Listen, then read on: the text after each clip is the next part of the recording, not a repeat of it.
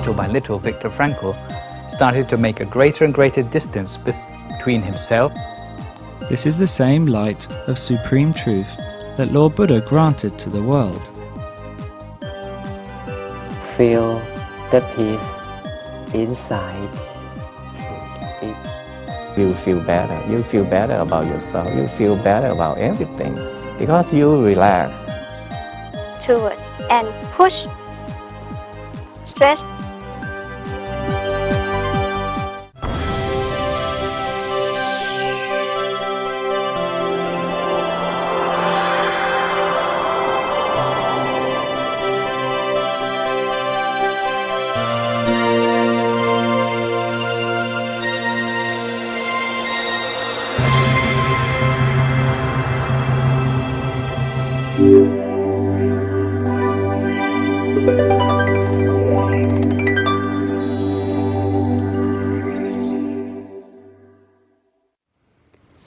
Sawadika. Welcome to Meditation for All, a program for all who love peace and discovering themselves. Some of you might have dreamed living a free life, free from stress, free from an oppressive boss, from a heavy mortgage, killing taxes, and noisy neighbors. Well, why we cannot free our lives from people and things that we don't like? We can choose to live a free mind, free from external circumstances and problems, and enjoy life a lot more. Our meditation master, Reverend Nicholas Stanislow, will explain how.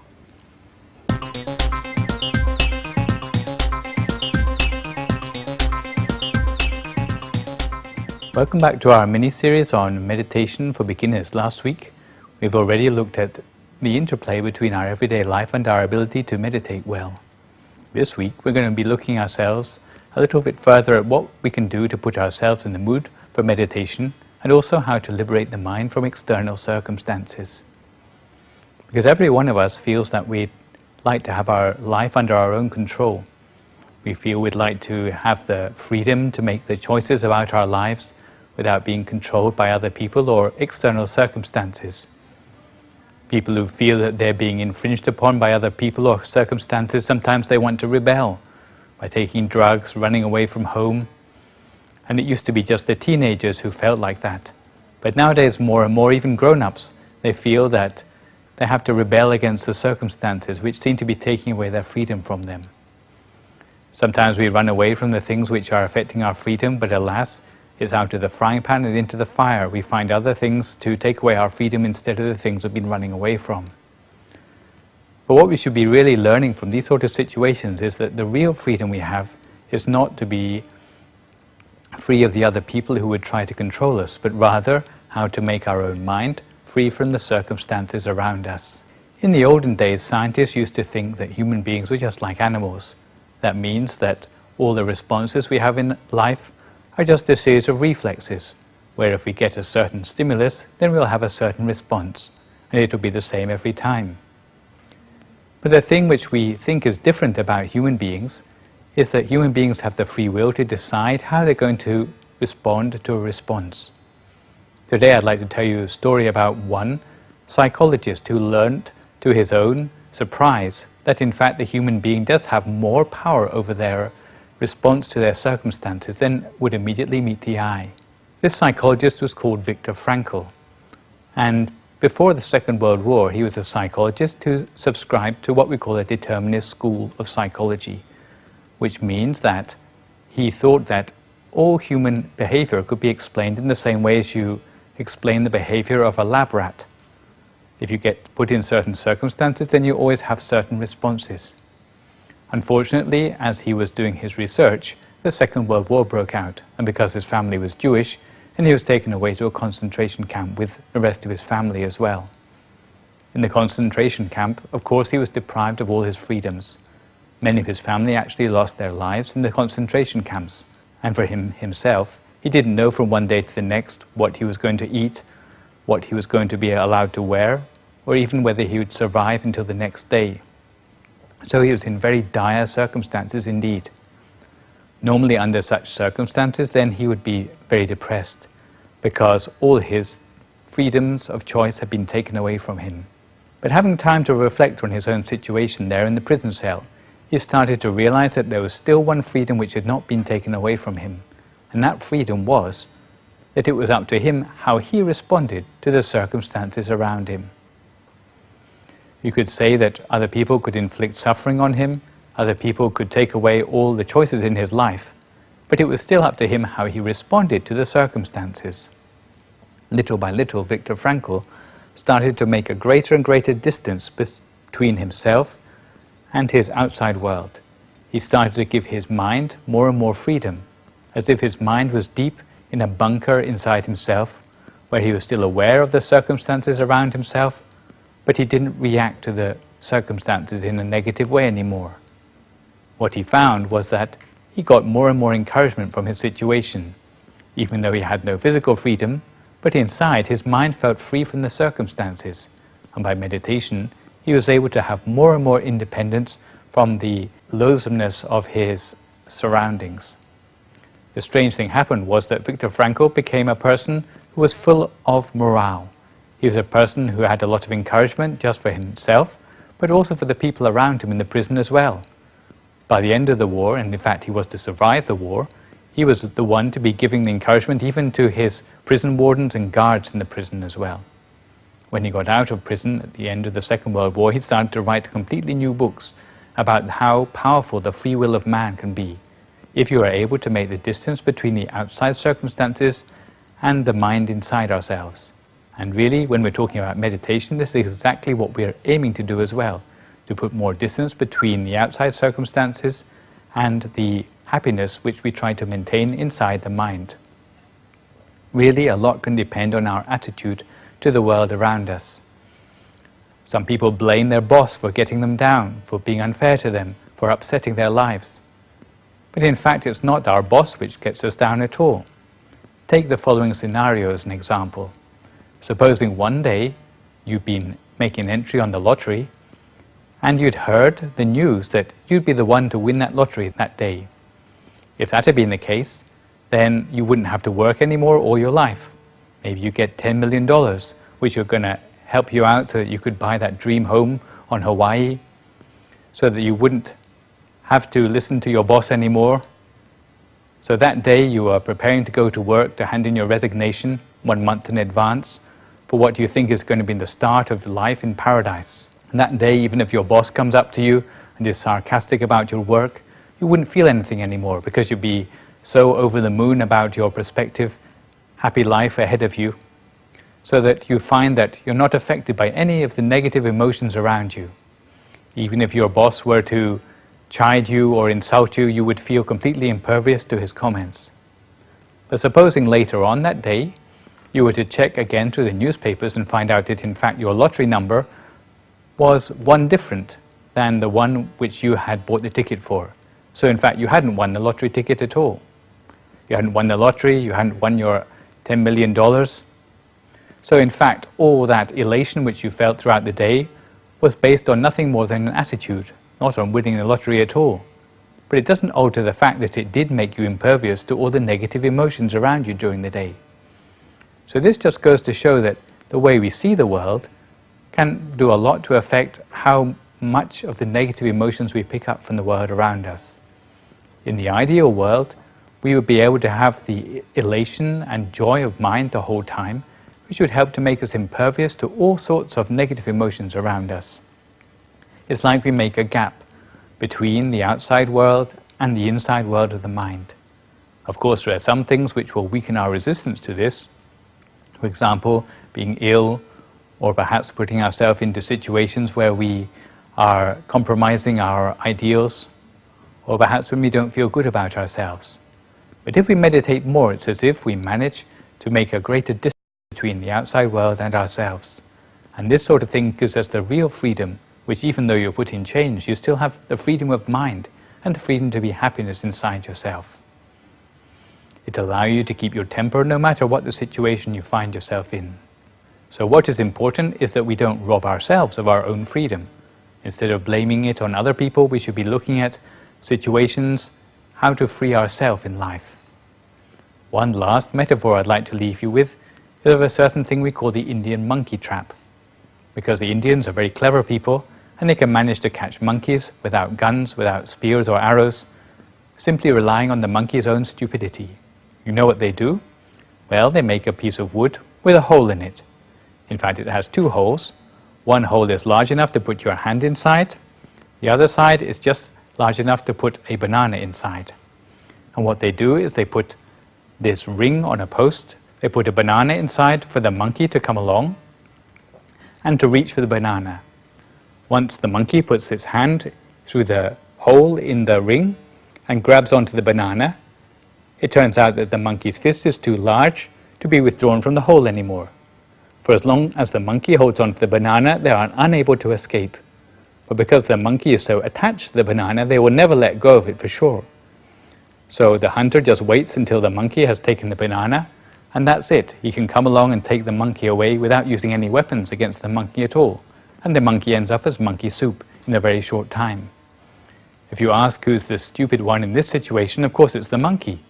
But in fact, it was up to the choice of the monkey the whole time, whether to run away and leave the banana behind, or whether to give in to the hunter's deviousness. We may laugh at the monkey, but in fact there are many situations which we put ourselves in where we are no smarter than the monkey. Simply by not being able to let go of our attachments to the world around us, sometimes we lose our freedom to be independent in the happiness of our mind in many situations in the world today. Last of all, I'd like to leave you with some hints on how to build up the right sort of mood so that you can meditate better, because perhaps you've noticed from day to day that your feeling when you sit down to meditate may differ. Sometimes you may be in the mood for meditation, sometimes you may not be so inspired for your meditation. I don't know if you ever thought why that would be, but I think if you experiment and you try to do activities which you enjoy before you meditate, you find that it helps to put you in the mood for your meditation, allowing you to spend the time which you sit with your eyes closed, meditation, in a more efficient manner. Some things which some people have found helps them to meditate better is to do something they enjoy before the meditation. For example, taking a walk in a peaceful country environment, perhaps doing some sport or some exercise before they sit down for their meditation. Some people find that tidying up the room around them, especially the room where they sit for meditation, can help to make a more uncluttered environment for the mind as well. Some people like to brush their hair, take a shower, or even cut their own fingernails. They find that that is something which helps them to be more in the mood for meditation when they come to sit down for meditation.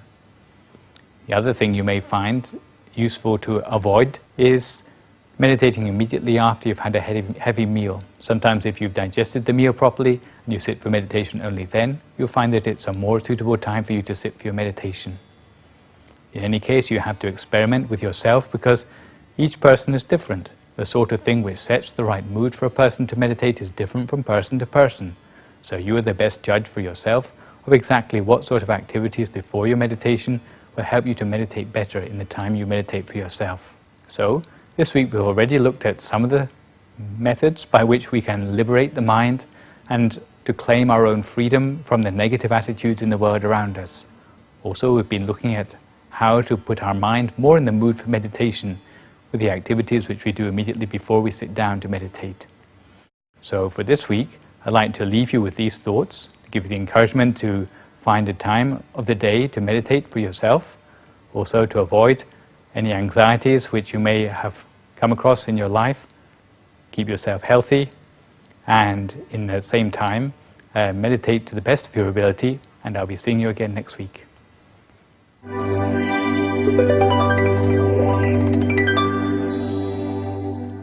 Thank you, Reverend Nicholas. As you can see, happiness is a choice we make with a free mind. Next on our program, we will show you a Buddhist tradition in action that has survived the millenniums. Lighting candles to pay homage to stupas, or dome-like structures, where some of the relics of the Lord Buddha and his enlightened monk followers are preserved.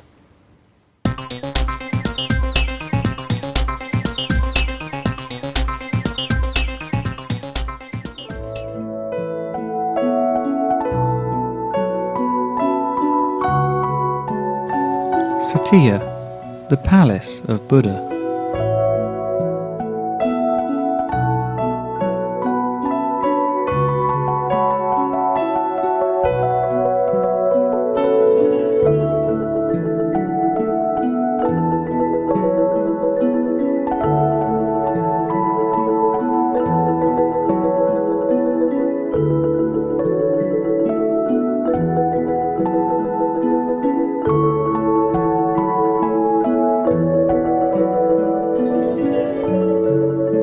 Traditionally, every day before dusk, homage is paid to the local stupa, or satya in Thai, with a lit candle.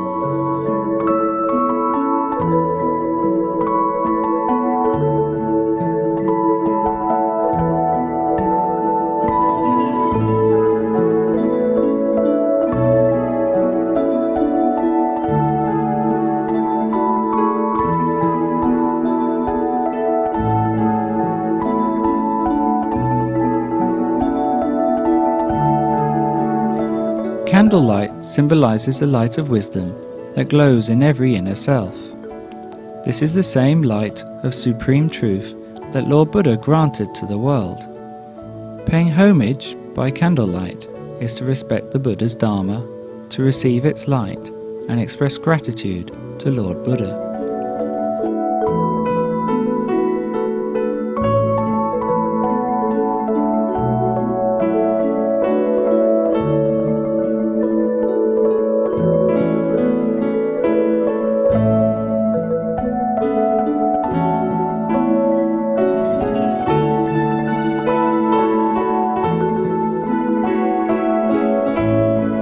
The triple-layered satya is the symbol of the triple gem of Lord Buddha, his Dharma, and the Sangha, all together.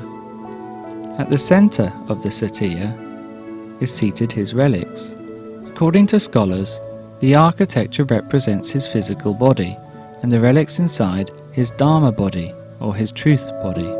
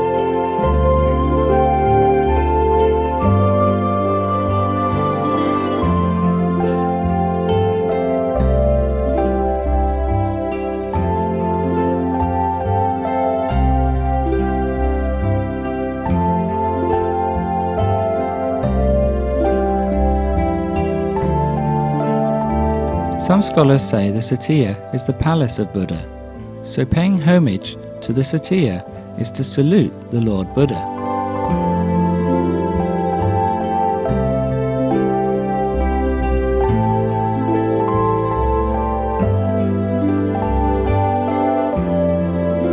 To softly chant, to meditate, or to make a wish are all possible by candlelight in front of the satya, because it is as if they are in front of the Lord Buddha himself.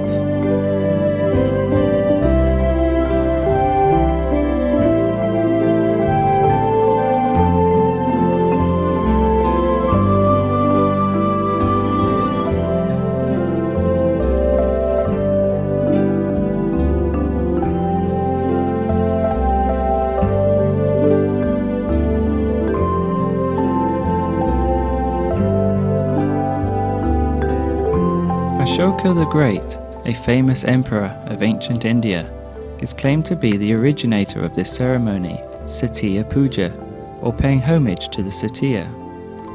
Every evening, this sacred ceremony would be performed.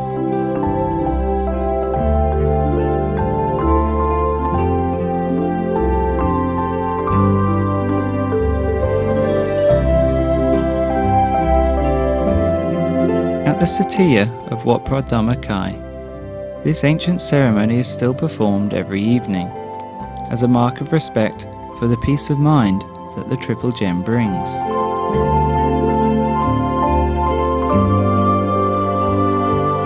The Maha Dhammakai Satya is crowned with 1 million personalized Buddha images donated by peace lovers worldwide to create a focal point not just of this temple but of Buddhism itself.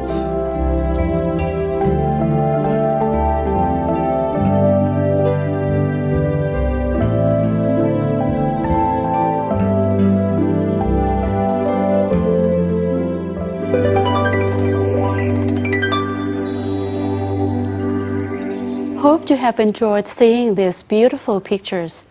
They look peaceful, don't they? I hope they have set you in a mood for meditation. It's now time for a practice session with Reverend Somsak Piyasiro.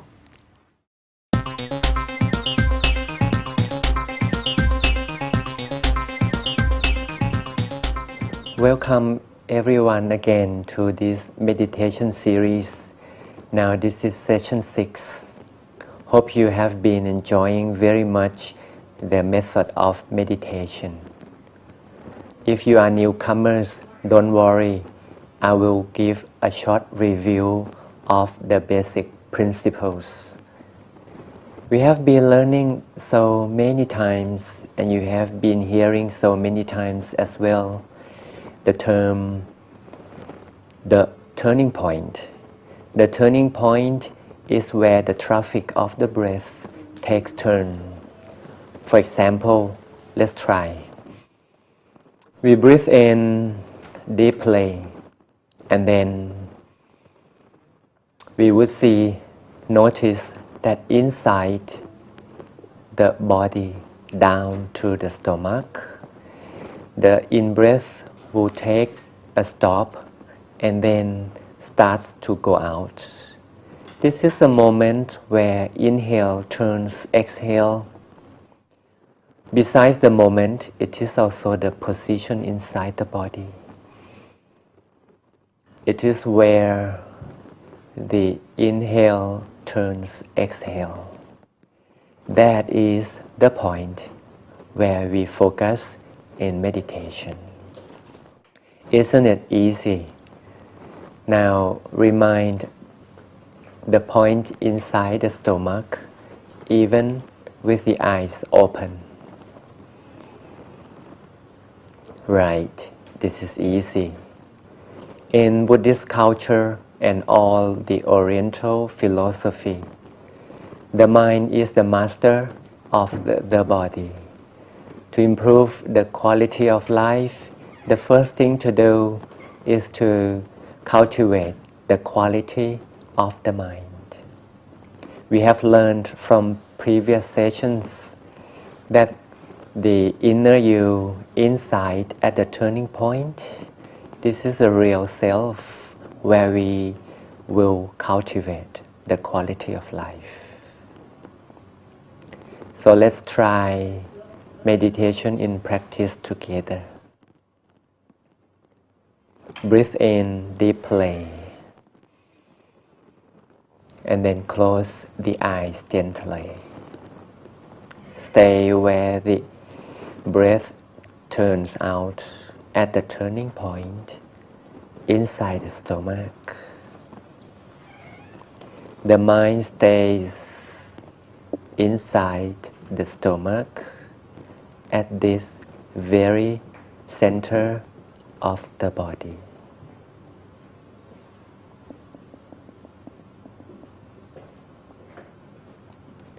As we have learned a bit that the shape of the mind is round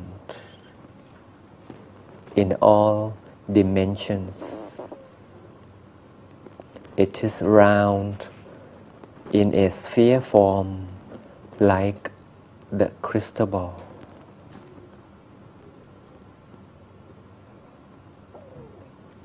Crystal ball is bright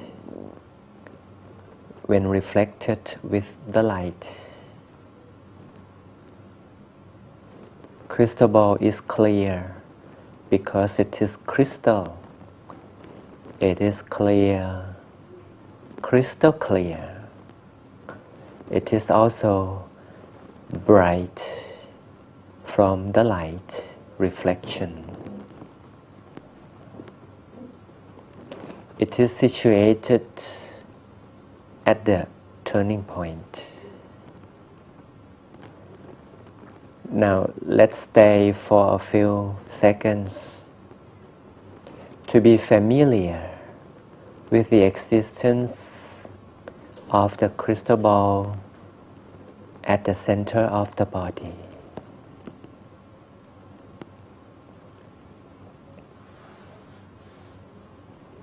And we nurture the moment of tranquility by doing nothing. Just observe the vision of the crystal ball right at the turning point.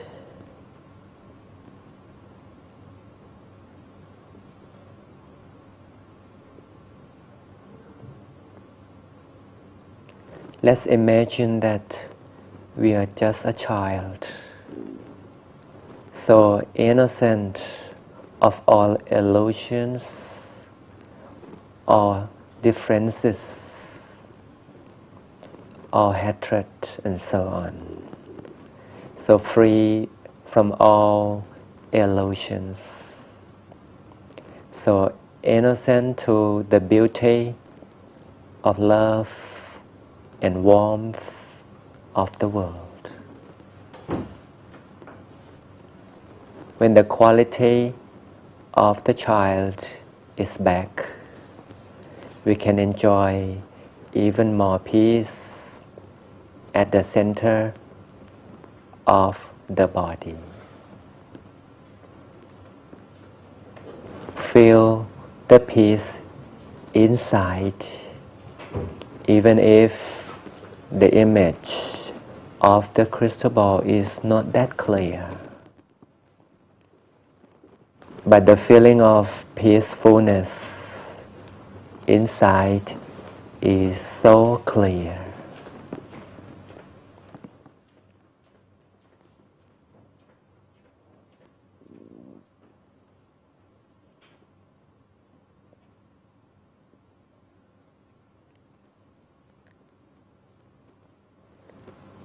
The teaching of the Oriental culture and also in Buddhist doctrine, the shape of the mind is always round and like a sphere.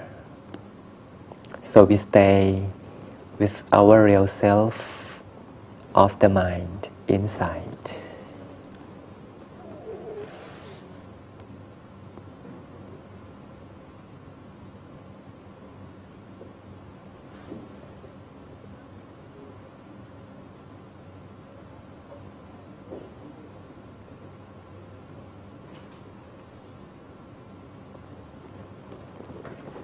And then make sure that we are all relaxed.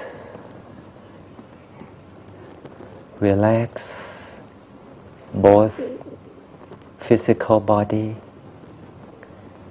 and relax the mind.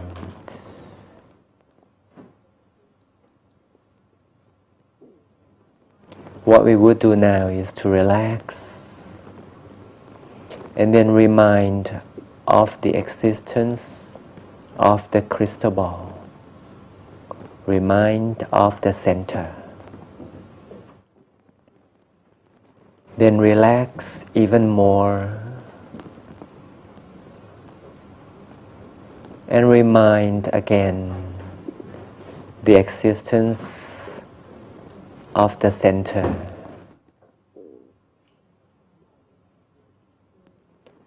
Relax again, even better, and then remind of the center.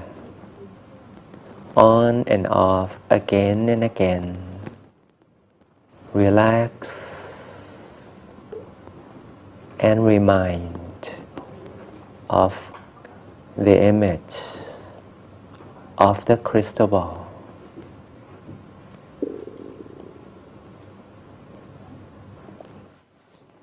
The image of the crystal ball has an alternative.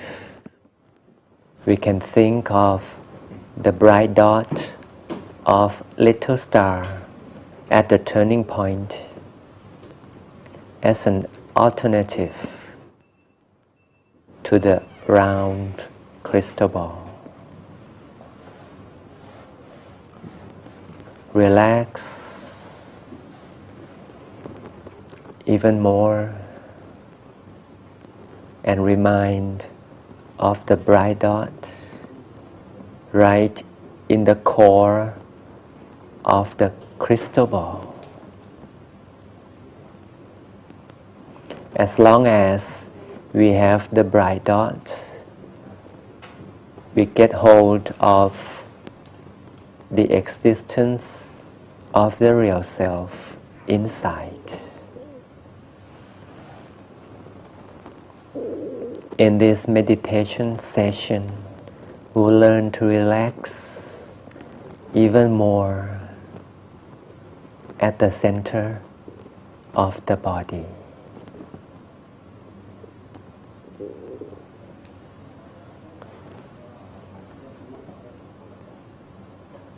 Just feel free to have or not to have the vision of the crystal ball.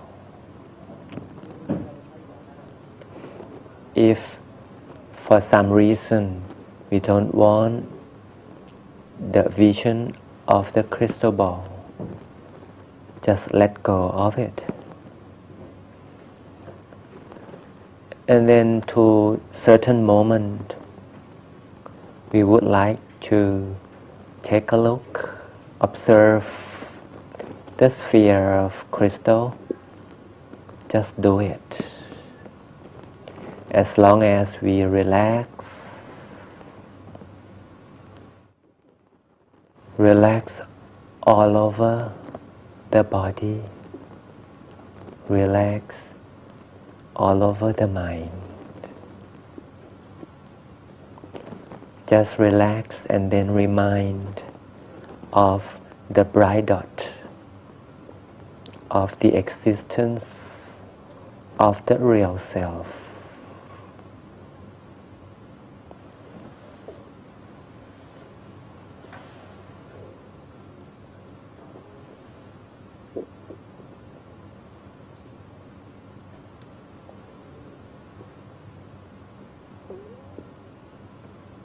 Be with the shape of the mind.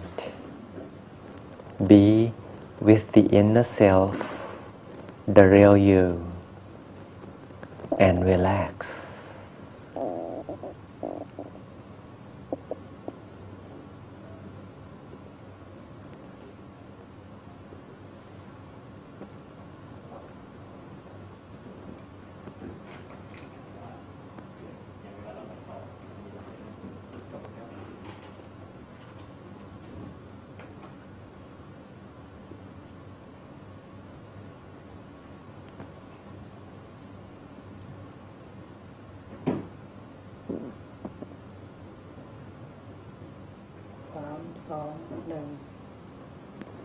It is now time for sharing.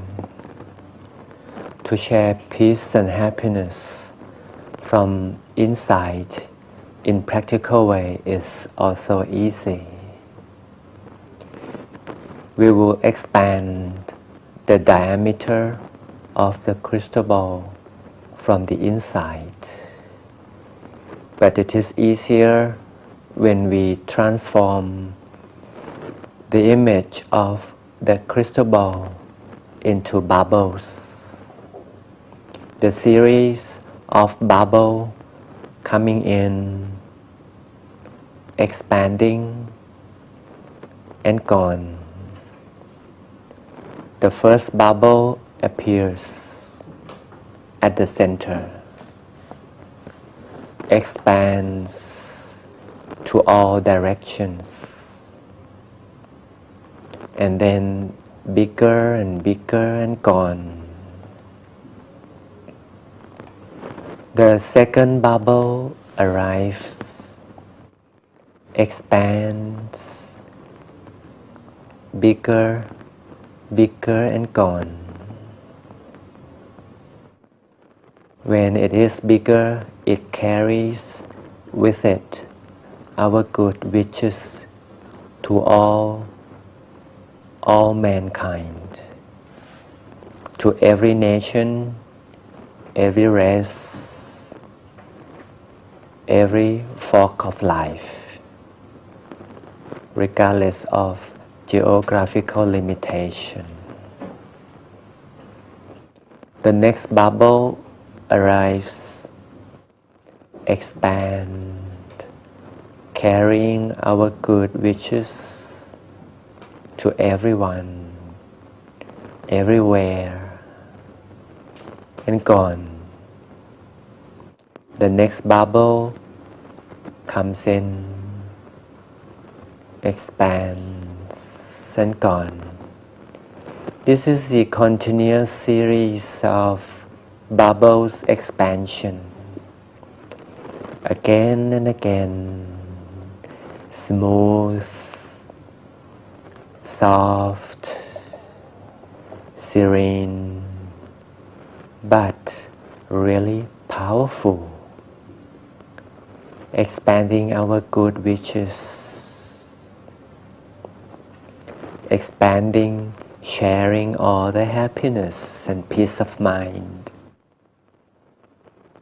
to everyone. Now we observe the emergence of the series of the bubbles for a while. It is continuous without managing.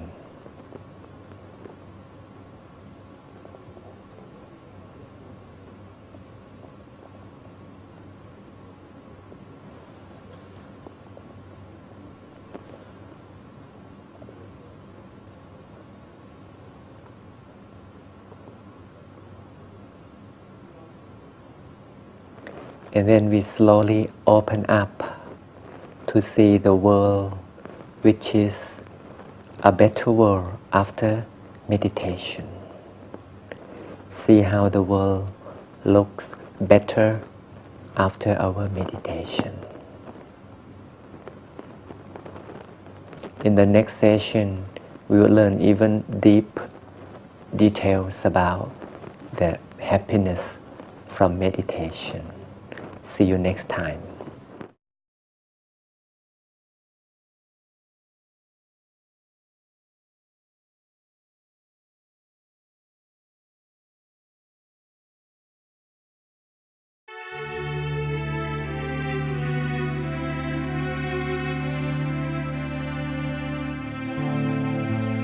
Peace on earth, it's a dream.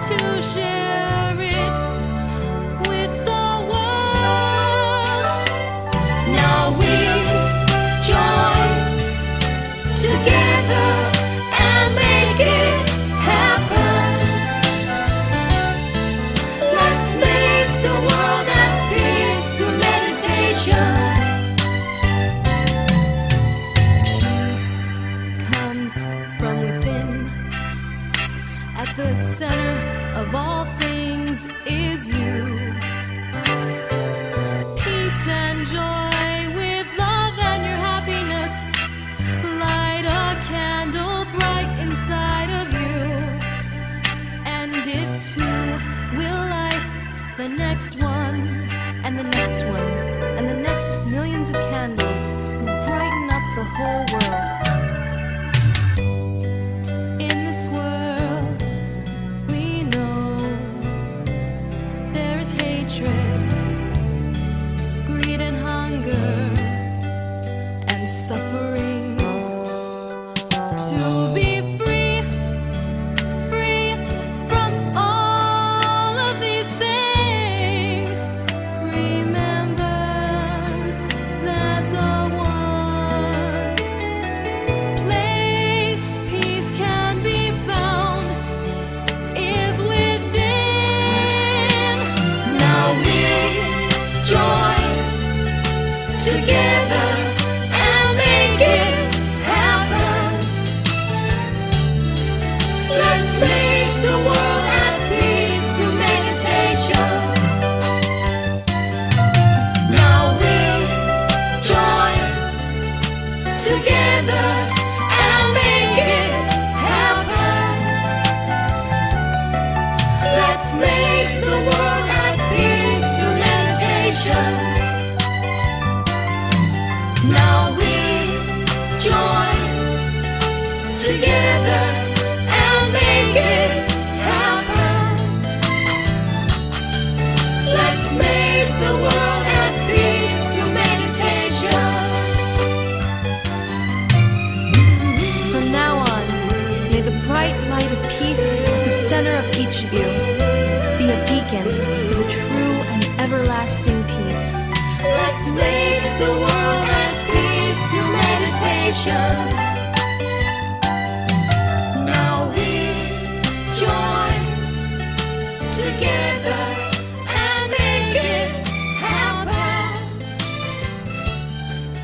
Let's make the world at peace through meditation. Now we join together.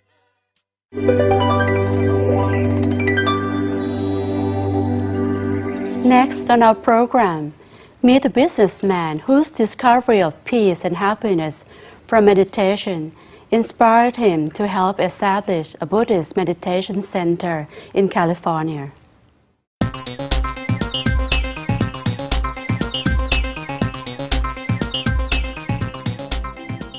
สวัสดีครับ Hi everybody. My name is Wallawood Warasubin.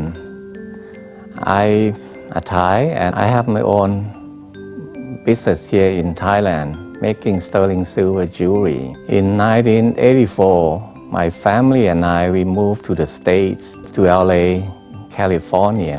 When we moved to LA, my wife came to know Kun Pongdet Pachathamrong. Kun Pongdet happened to have 30 blessings of life with him, so he offered to lend it to my wife. And after that, whenever she's working at a house, I can hear the tape going on.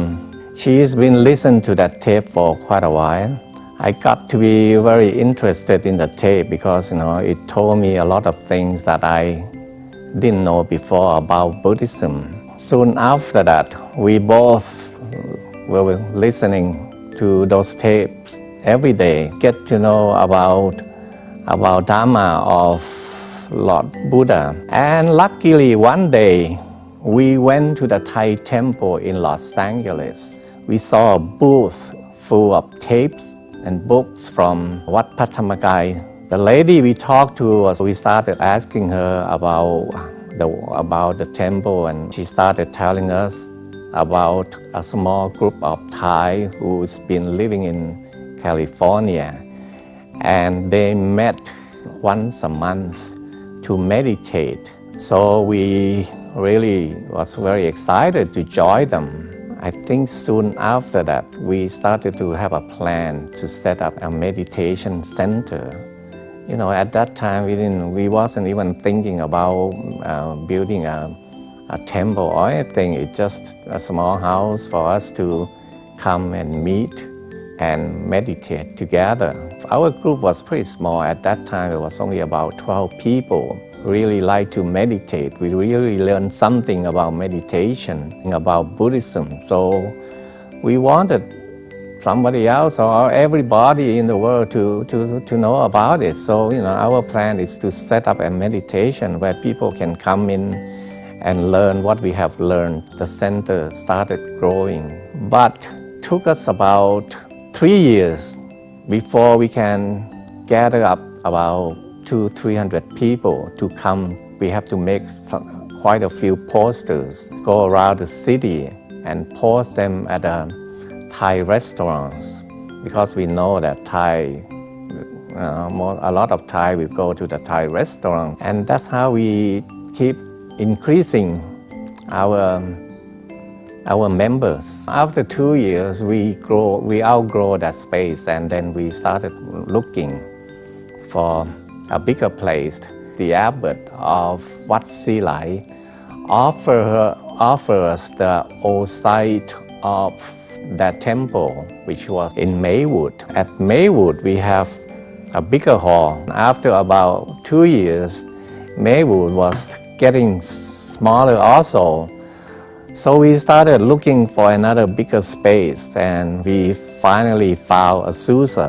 When I started to know something about Dhammagaya temple, I wanted people to know what this temple can offer. My own family, I wasn't even thinking, what they will be gaining, because my kids were small. I started to talk to my kids about Dhamma, about meditation that I have also learned. And every evening, when we sit down, I will tell them what I have learned on that day. Just like any other kids, they will be playing, laughing, giggling. I didn't even know, whether they were paying attention to me or not. But, I was quite serious about the whole thing. But they'll keep doing the same thing, playing among themselves. I can see now why they did that. Well, they have been in school for the whole days.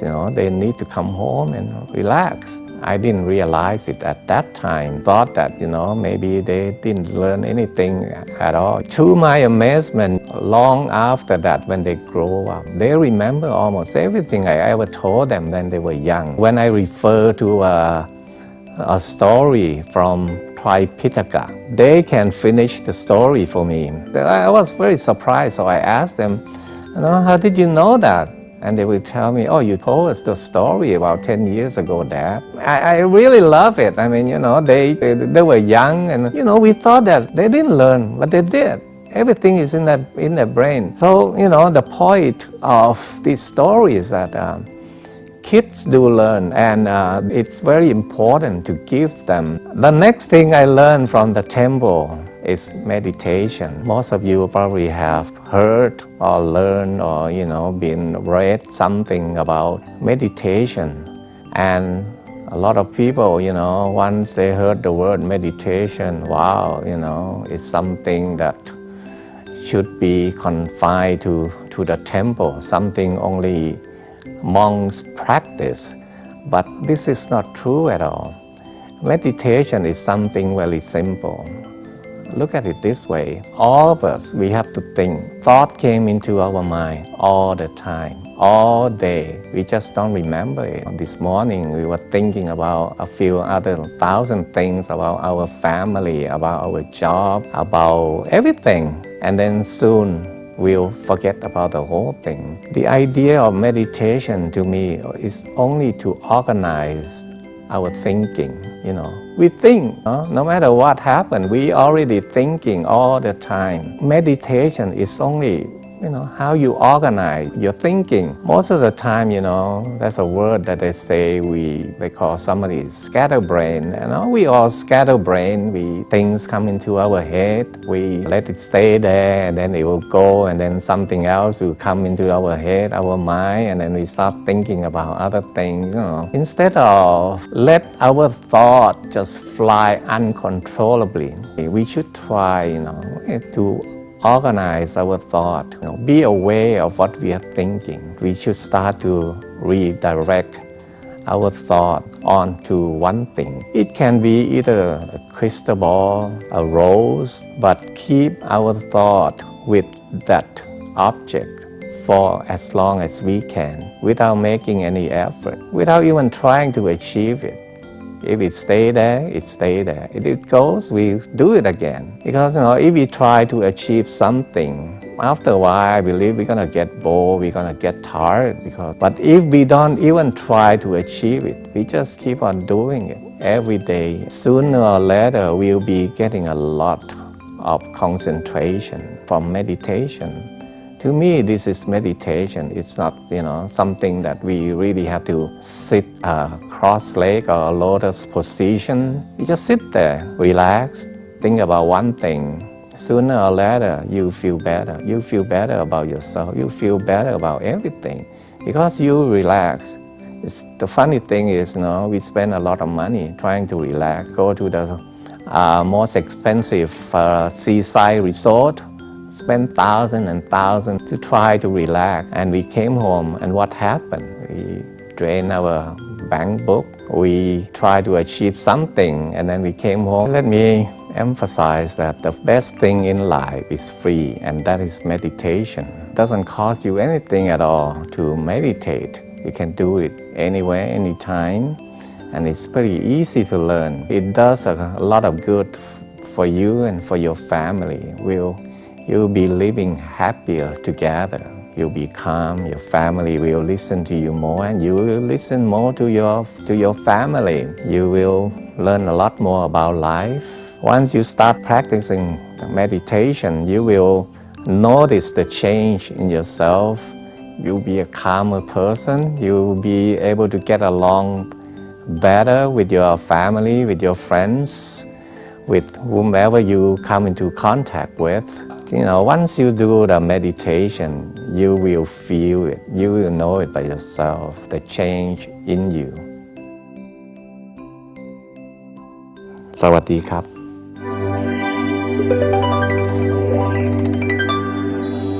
Thank you, Mr. Warawood. Coming up, we meet Ms. Lakshmi in an exercise session on body and mind.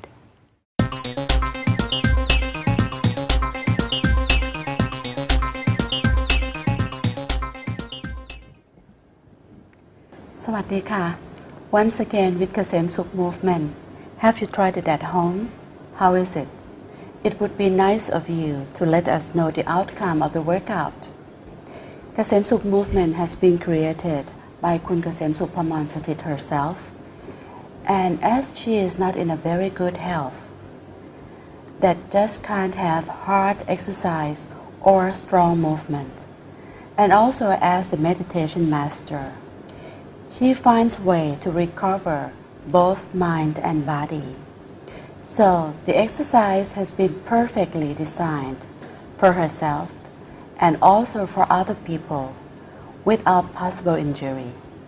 And we have passed already 4 times, 4 postures, and today is gonna be the 5th one. Kun Lakshmi, her student and also instructor of the program, will show it to us. สวัสดีค่ะ สวัสดีค่ะคุณวิชุดา And today we will present you the 5th posture. This one called to push. The character of this one is the rotation of the hands. And this posture is applied from Thai classical dance. And it's very good for the wrist exercise. I see. Please welcome Nong Prem to show. Close the eyes gently. Take 2 or 3 deep breaths. And then the hand at the side with ease. Bend your knees a little bit. Put the right hand over the left one in front of the body at the level center. And then look at the hand. Rotate the hands inward towards the body. Turn the palms forward in the action of pushing with the arm stretch. Move the hands apart. Turn your face, follow the right hand, and back to starting position. Restart by rotating the hands. Stretch the arms forward all along the way. Then move both hands apart With the eyes, follow the left hand and swing both hands back to starting position. Stretch the body. Stand still for a few seconds.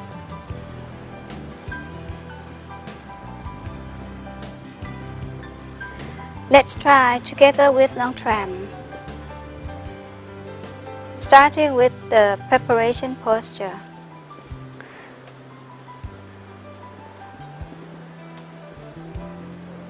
Bending your knee a little and rotate the hand inward toward and push. Stretch your arms and then move apart. Make a half circle a little bit backward and bring both arms back to starting posture. Now do it again. Move both arms apart, turning your face follow the left side, backward a little bit and both arms back to starting posture. Stretch the body back to standing position. Still for a few seconds and always remind of the center inside. Now proceed to sitting posture.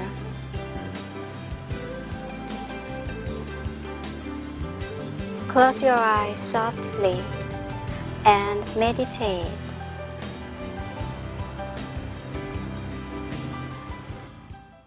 It's almost pretty like previous ones, but to me, I think that to turn palms inward like this is not easy.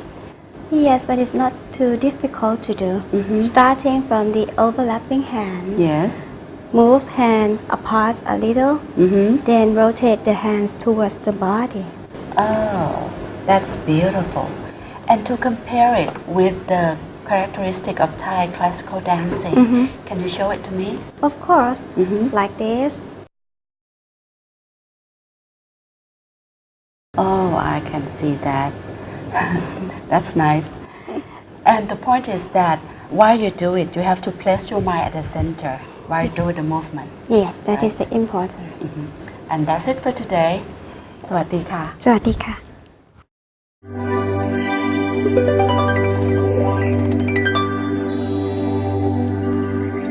Thank you for watching Meditation for All. We hope you enjoy watching our program, and we love to hear from you. Please email us your comments to meditationforall@hotmail.com. Have a great week and see you again next time. สวัสดีค่ะ